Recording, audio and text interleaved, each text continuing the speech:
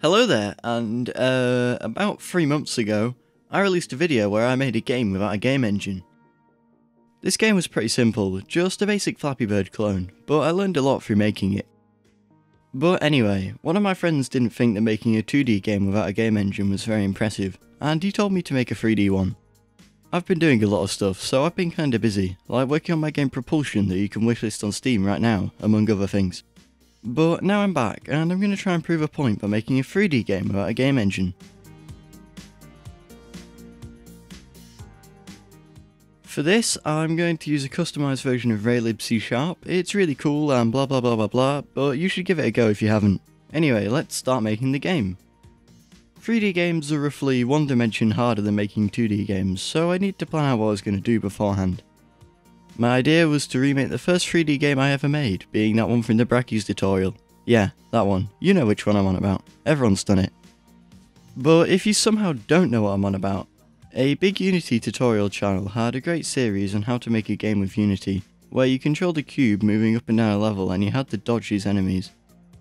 Now, to make this game a bit more interesting, and also to make it so that I don't have to set up scenes because I haven't been bothered to write an ECS yet, I'm going to make it so this game's infinite. You keep going forever until you go splat against an enemy.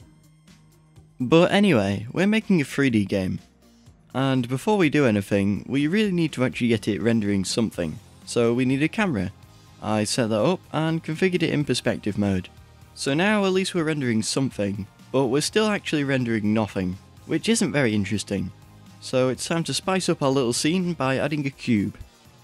Wow! Well, that was easy, and now we have our first 3D object, but they aren't doing much. To fix that, we're going to write a little function that accepts player input and then applies that input as movement to the player. That's great, but at the moment we only have a moving cube on the screen, and it's been about half an hour. Now let's add a floor. This floor doesn't actually do anything. It doesn't even collide with the player, because I don't have a proper physics system set up yet. In fact, I completely cheese physics for this entire video. For instance, to detect if the player has fallen off the box, what I actually do is just check if the bounds of the player overlap the box, meaning it no longer is on top of it, and I just make the player fall. But now our gameplay is almost entirely functional, we just need some enemies to dodge.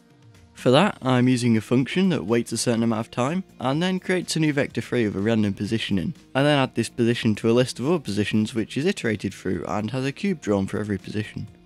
This system is absolutely terrible in terms of optimization, but I don't care. And now we have a finished game. Wait, I might have forgot to actually implement collisions with the enemies. Let's work on that. This took me a while to think up an idea for how to do this, because honestly I have no clue what I'm really doing when it comes to this.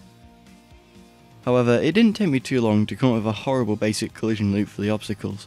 Essentially, every frame, the game loops through all of the enemy positions and constructs a box around them. I then check to see if the player's box and the enemy's box overlaps, and if it does, then it means they're colliding. Using this information, I can trigger things based on that. Again, this is not optimized at all, but I don't care. Now I just added a score counter and the game is done.